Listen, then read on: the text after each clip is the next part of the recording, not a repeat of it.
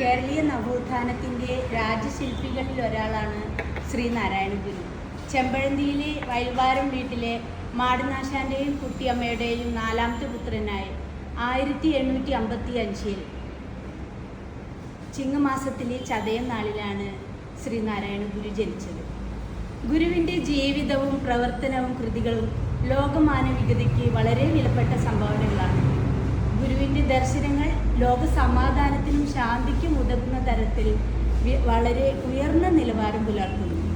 സാമൂഹ്യ പരിഷ്കരണത്തിൽ ശ്രദ്ധയൂന്നിയ ഗുരുദേവൻ ജാതി സമ്പ്രദായങ്ങളെയും അന്ധവിശ്വാസങ്ങളെയും അനാചാരങ്ങളെയും തുടച്ചു നീക്കുന്നതിന് വേണ്ടി അഹോരാത്രം പ്രവർത്തിക്കുകയും പ്രയത്നിക്കുകയും ഉത്ബോധനം നൽകുകയും പോരാടുകയും ചെയ്തു. ശ്രീനാരായണ ഗുരുവിൻ്റെ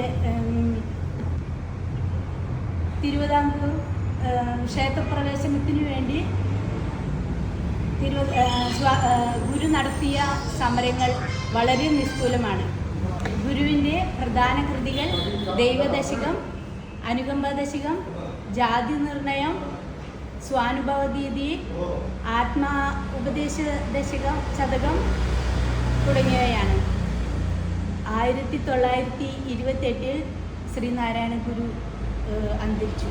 വർക്കലയിലാണ് ഗുരുവിൻ്റെ സമാധി. ശ്രീനാരായണ ഗുരുവിൻ്റെ ശ്രദ്ധേയമായ കൃതികളിൽ ഒന്നാണ് അനുകമ്പ ദശകം. അജ്ഞതയിൽ നിന്നുള്ള മോചനത്തിന് മാനവ ഹൃദയത്തിൽ അടിസ്ഥാനപരമായി വേണ്ടത് കരുണയാണെന്ന സന്ദേശവും പ്രപഞ്ചത്തിൽ ഒന്നിനെയും ദ്രോഹിക്കരുതെന്ന ആഹ്വാനവും ഈ കൃതികളിലൂടെ കവി നമ്മെ ഉദ്ബോധിപ്പിക്കുന്നു. നമുക്ക് കൃതിയിലേക്ക് കടക്കാം. ഒരു പീഠയെറുമ്പിനു വരുത്തരുതെന്നുള്ള അനുകമ്പയും സദാ കരുണാകര നൽകുകുള്ളിൽ നിൻ തിരുമെയ് വിട്ടകലാതെ ചിന്തയും അരുളാൽ വരുമിമ്പമൻപകന്നൊരു നെഞ്ചാൾ വരുമല്ലലൊക്കെയും ഇരുളമ്പിനെ മാറ്റുമല്ലലിൽ കരുവാക്കും കരുവാമിതേതിനും അരുളൻ പനു കമ്പമൂന്നിനും പൊരുളൊന്നാണിതു ജീവതാരകം അരുളുള്ളവയാണു ജീവിയെ നുരുവിട്ടിടുകയിനവാശരി അറിവില്ലയതെങ്കിലസ്ഥിതോൾ സിരനാറുന്നൊരുടമ്പുതാനവ മരുവിൻ പ്രവഹിക്കുമമ്പുവ പുരുഷൻ നിഷ്ഫല ഗന്ധപുഷ്പമാം വരുമാറുവിധം വികാരവും വരുമാറില്ലറിവിന്നിതിനു നേർ ഉരുവാമുടൽ വിട്ടുകീർത്തിയ മുരുവാർ നിങ്ങനുകമ്പ നിന്നിടും പരമാർത്ഥമുരച്ചു തേർവിടും പൊരുളോ ഭൂതദയാംശമാപ്തിയോ സരളാന്തയദാസ്യകാരന ഗുരുവോയി അനുകമ്പയാണ്ടവൻ പുരുഷാകൃതി പൂണ്ട ദൈവമോ നരദിവ്യാകൃതി പൂണ്ട ധർമ്മമോ പരമാർത്ഥ പവിത്രപുത്രനോ കരുണാവനഭിമുത്തുരത്നമോ ജ്വരമാറ്റി വിഭൂതി പൂണ്ടുമിൽ നരിതാം വേലെ പുരുഷാകൃതി പൂണ്ട ദൈവമോ നരദിവ്യാകൃതി പൂണ്ട ധർമ്മമോ പരമേശ പവിത്രപുത്രനോ കരുണാവനഭിമുത്തുരത്നമോ ജ്വരമാറ്റി വിഭൂതി പൂണ്ടും നരിതാം വേലകൾ ചെയ്ത മൂർത്തിയോ അരുതാതെ വലഞ്ഞു പാടിയ ധരമാം നോവു കെടുത്ത സിദ്ധനോ ഹരനെന്നെഴുതി പ്രസിദ്ധമാം മറയൊന്നോദിയ മാമുനിദ്രനോ മറിയാതുടലോടു പോയൊര പരമേശന്റെ പവിത്രപുത്രനോ നരരൂപമെടുത്തു ഭൂമിയിൽ പെരുമാറിയിടിന കാമധേനുവോ പരമാൾ അത്ഭുതദാന ദേവത തരുമോ ഈ അനുകമ്പയാണ്ടവൻ. ഫലശ്രുതി അരുമാമരമോതുമർത്തവും ഗുരുവോതുമുനിയോതുമർത്തവും ഒരു ജാതിയിലുള്ളതൊന്നു താൻ പൊരുളോർത്താലഖിലാക്രമത്തിലും. അനുകമ്പാ ദശകം 10 ശ്ലോകങ്ങൾ അടങ്ങിയതാണ്. നമുക്ക് ആ ശ്ലോകങ്ങളിലേക്ക് കടക്കാം.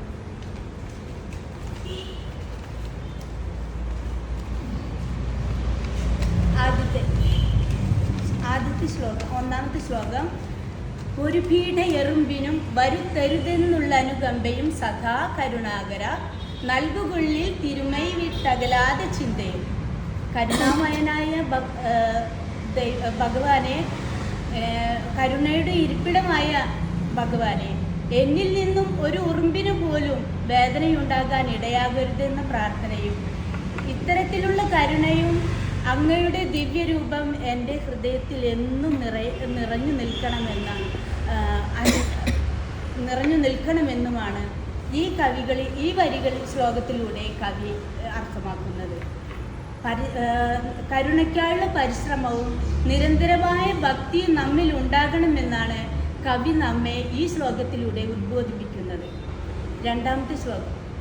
അരുളാൾ വരുമിമ്പമൻപകന്നൊരു നെഞ്ചാൽ വരുമല്ലലൊക്കെയും ഇരുളമ്പിനെ മാറ്റുമല്ലലിൽ കരുവാക്കും കരുവാമിതേതിനും. അരുള് പറഞ്ഞാൽ ജ്ഞാനം എന്നാണ് അർത്ഥം. ജ്ഞാനമുണ്ടെങ്കിൽ ദുഃഖം മറന്ന് സുഖം ലഭിക്കും. സ്നേഹമില്ലാത്ത ഹൃദയത്തിൽ എല്ലാ തരത്തിലുമുള്ള ദുഃഖങ്ങളും ആപത്തുകളും വന്നു ചേരും. എന്ന് വെച്ചാൽ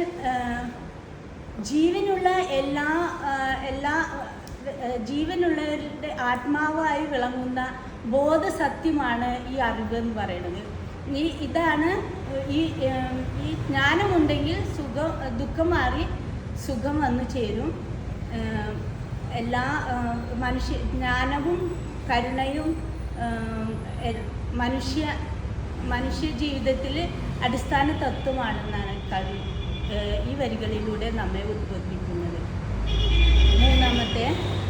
അരുളൻ പനുകമ്പമൂന്നിനും പൊരുളൊന്നാണിതു ജീവതാരകം അരുളുള്ളവയാണു ജീവിയെന്നുരുവിട്ടിടുക ഈ നവാശരി.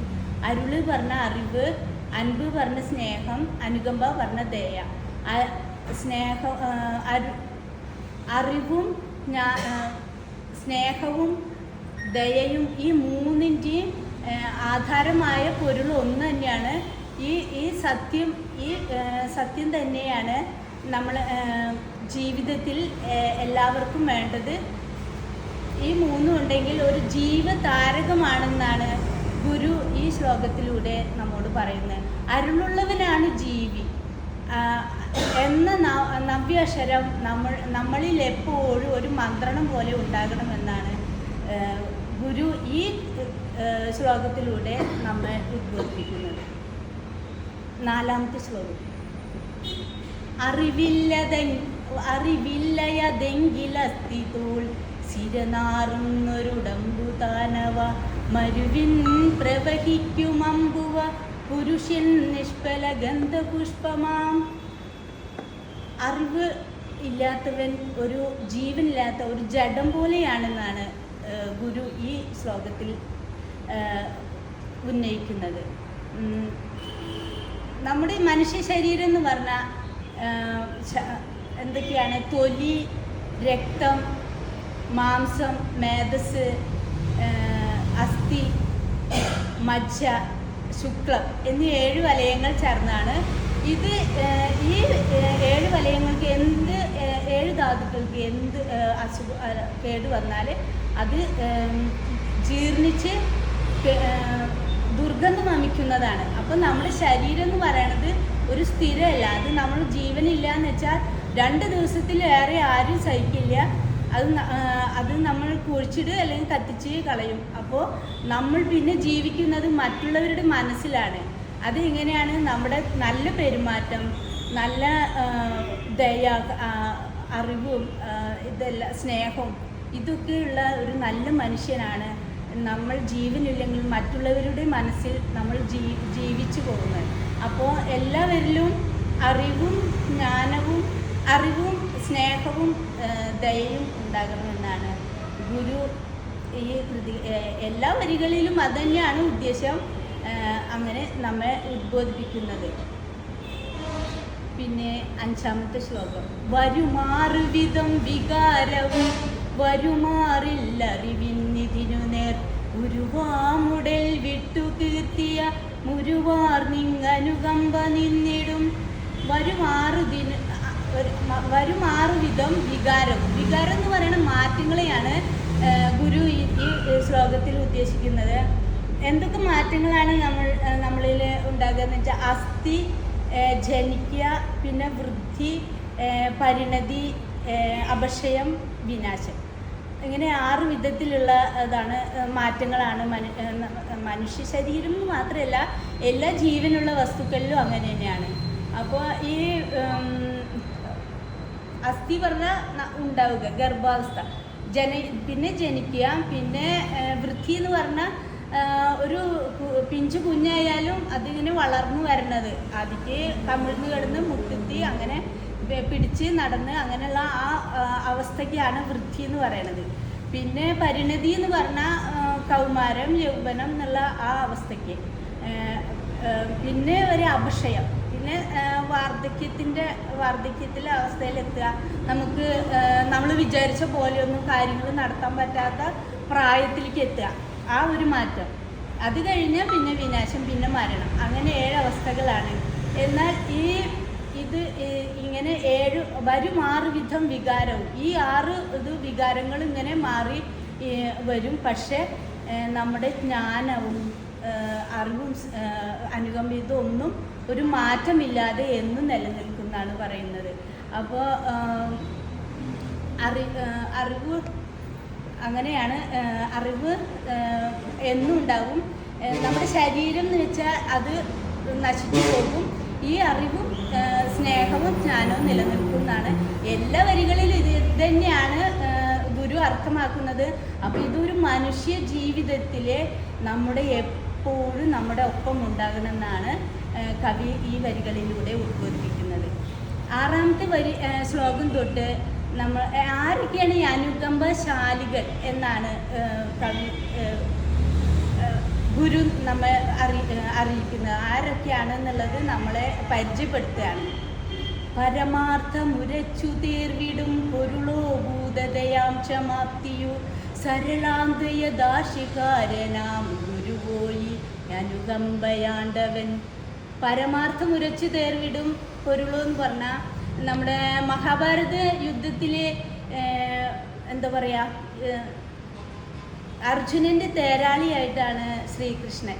അപ്പോൾ എതിരെ നിൽക്കുന്നവരെ കണ്ട് അർജുനൻ എന്ന് പറഞ്ഞാൽ ഭയങ്കര ധീരശാലിയാണ്, നല്ലൊരു യോദ്ധാവാണ്.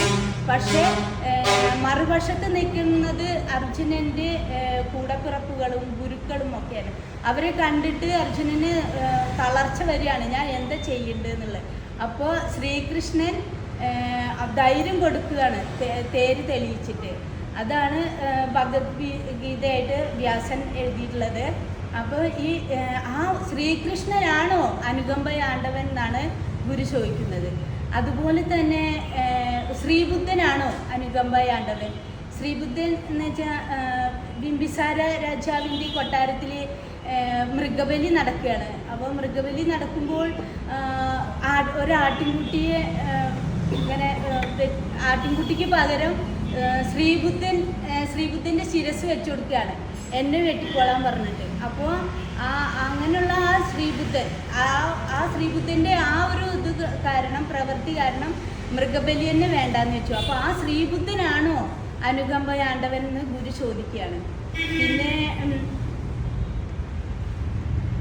അങ്ങനെ ചോദിക്കുകയാണ്. പിന്നെ ആരാണ്?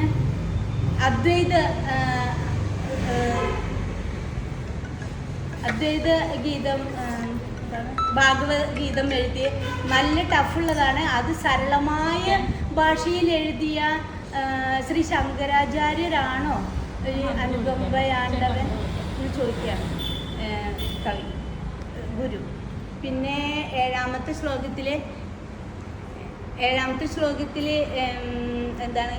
പുരുഷാകൃതി പൂണ്ട ദൈവമോ നരദിവ്യാകൃതി പൂണ്ട ധർമ്മമോ പരമാർത്ഥ പരമേശ പരാർത്ഥ ഭക്തനോ കരുണാവാൻ നഭിമുത്തുരത്നമോ. ദൈവം പുരുഷാകൃതി പൂണ്ട് വന്നതാണോ? നാരായണ മഹർഷിയെയാണ് ഗുരു ഇവിടെ സൂചിപ്പിക്കുന്നത്. പിന്നെ സൂചിപ്പിക്കുന്നത് ശ്രീരാമനെയാണ്. ശ്രീരാമനെ ആണോ അനുകമ്പാശാലി? അതേപോലെ തന്നെ തന്നെ പോലെ തൻ്റെ അയൽക്കാരനെ സ്നേഹിക്കുക എന്ന് പറയുന്ന എന്ന് നമ്മളെ ബോധ്യപ്പെടുത്തിയ യേശുദേവനെയാണോ യേശുദേവനാണോ അനുകമ്പയാണ്ടവെന്ന് ഈ ശ്ലോകത്തിൽ ഗുരു പറയുകയാണ്. അതുപോലെ തന്നെ കരുണാവാനായ മുഹമ്മദ് നബിയാണോ അനുകമ്പശാലി എന്ന് ഗുരു പറയുന്നു. അങ്ങനെ അനവധി ചരിത്ര പുരുഷന്മാരെയും ഗുരുക്കന്മാരെയും ആചാര്യന്മാരെയും മഹർഷിമാരെയും സജ്ജനങ്ങളെയും സിദ്ധന്മാരെയും ഒക്കെ ഈ കൃതിയിലൂടെ കവി ഗുരു പരിചയപ്പെടുത്തുകയാണ്. ഇത് എന്തിനാണ് പറയുന്നതെന്ന് വെച്ചാൽ ശ്രേഷ്ഠമായവർ എന്നും എക്കാലത്തും ഓർക്കുമെന്ന് ബോധ്യപ്പെടുത്തുകയാണ് ഈ ശ്ലോകത്തിലൂടെ ഗുരു നമ്മെ. എട്ടാമത്തെ ശ്ലോകം. ജ്വരമാറ്റി വിഭൂതി പൂണ്ടുമെന്നരിതാം വേലകൾ ചെയ്ത മൂർത്തിയോ അരുതാതെ വലഞ്ഞു പാടിയ ഉദ്ധരമാന്നോവു കെടുത്ത സിദ്ധനോ. ഈ തമിഴ് വേദാന്തങ്ങൾ എഴുതിയ 2 ആചാര്യന്മാരെയാണ് ഈ 8ാം ശ്ലോകത്തിലെ ഗുരു നമ്മെ പരിചയപ്പെടുത്തുന്നത്. തമിഴിലെ പ്രശസ്തനായ പ്രധാനപ്പെട്ട മഹത് പുരുഷനായ തിരുജ്ഞാന സംബന്ധർ, അതുപോലെ സിദ്ധ അപ്പർ എന്ന ആചാര്യൻ എന്നിവരെയാണ്. 9ാമത്തെ ശ്ലോകം. നരനെന്നെഴുതി പ്രസിദ്ധമാം മറയൊന്നോദിയ മാമുനിത്യനോ മറിയാതുടലോടു പോയൊര പരമേശന്റെ പരാർത്ഥ ഭക്തനോ. 9ാമത്തെ ശ്ലോകത്തിൽ മാണിക്യവാചകർ എന്ന് പറയുന്ന സ്വാമികളെയാണ് ഗുരു പരിചയപ്പെടുത്തുന്നത്. മാണിക്യവാചകരാണോ അനുകമ്പാശാലി എന്നും മരിക്കാതെ തന്നെ സ്വർഗത്തിലേക്ക് പോയ സുന്ദരമൂർത്തി നായനാരെ കുറിച്ചാണ് ഈ വരികളിലൂടെ സൂചിപ്പിക്കുന്നത്. ഈ ആചാര്യന്മാരെ കുറിച്ച് അറിയുവാനും അടുത്തറിയുവാനും ഇവരെക്കുറിച്ച് ജ്ഞാനം ഗുരുവിനെ കിട്ടിയതും ഗുരുവിൻ്റെ ആഴത്തിലും പരപ്പിലുമുള്ള വായനയിലൂടെയാണ്. ഗുരു എപ്പോഴും ഒരു ക്ഷേത്രം പണിയുണ്ടെങ്കിലും അതിൻ്റെ അടുത്തൊരു പാഠശാല, വായനശാല ഇതൊക്കെ ഇങ്ങനെ പണിയുമായിരുന്നു. കാരണം എല്ലാവരും വായിച്ചു വളരണം എന്ന ഉദ്ദേശം ഗുരുവിന് ഉണ്ടായിരുന്നു. അതുകൊണ്ട് തന്നെയാണ് വായന ഉണ്ടെങ്കിൽ നമുക്ക് അറിവ് നേടാൻ സാധിക്കൂ. കൂടുതൽ വായിച്ച് വളരാൻ എല്ലാവരും പരിശ്രമിക്കണം എന്ന് നമ്മളെ ബോധ്യപ്പെടുത്തുവാൻ കൂടിയാണ് ഈ ശ്ലോകങ്ങൾ ഈ ആചാര്യന്മാരെ എല്ലാം ഇതിൽ ഉൾപ്പെടുത്തിയിരിക്കുന്നത്. നല്ല പുസ്തകങ്ങൾ വായിക്കുകയും നല്ല ജ്ഞാനങ്ങൾ നേടുകയും ചെയ്യണമെന്ന് ഗുരുദേവൻ നമ്മെ മനസ്സിലാക്കി തരികയാണ്. ഇനി 10ാമത്തെ ശ്ലോകം. നരരൂപമെടുത്തു ഭൂമിയിൽ പെരുമാറിയിടിന കാമധേനുവോ പരമാത്ഭുതദാന ദേവത തരുമോയാണ്ടവൻ. മനുഷ്യരൂപം സ്വീകരിച്ച് ഭൂമിയിൽ പ്രവർത്തിച്ച കാമധേനു ആണോ ഈ അനുകമ്പയാണ്ടവൻ? ശിബി ചക്രവർത്തി മുതലായ ചരിത്രം കണ്ട ഏറ്റവും അനുകമ്പാർത്ഥരായ രാജകുമാരെയൊക്കെയാണ് ഈ കൃതികളിൽ ഗുരു വാഴ്ത്തുന്നത്. ശിബി ചക്രവർത്തിയെ നമുക്ക് അറിയാം അല്ലേ? നമ്മൾ ഒരു പ്രാവിനെ രക്ഷപ്പെടുത്താൻ വേണ്ടി സ്വന്തം തുടയിലെ രക്തം മുറിച്ചു കൊടുക്കാൻ തയ്യാറായതാണ് ശിബി ചക്രവർത്തി. അപ്പോൾ ഈ ശിബി ചക്രവർത്തി ആണോ അനുകമ്പയാണ്ടവൻ എന്നൊക്കെയാണ് ഗുരു ഈ ശ്ലോകത്തിലൂടെ നമ്മളെ പരിചയപ്പെടുത്തുകയാണ്. എല്ലാ ആചാര്യന്മാരെയും പരിചയപ്പെടുത്തുകയാണ്. ഫലശ്രുതി. അരുമാമരമോധുമർത്തവും ഗുരുവോധു മുനിയോധുമർത്തവും ഒരു ജാതിയിലുള്ളതൊന്നു താൻ പൊരുളോർത്താലഖിലാതമത്തിലും.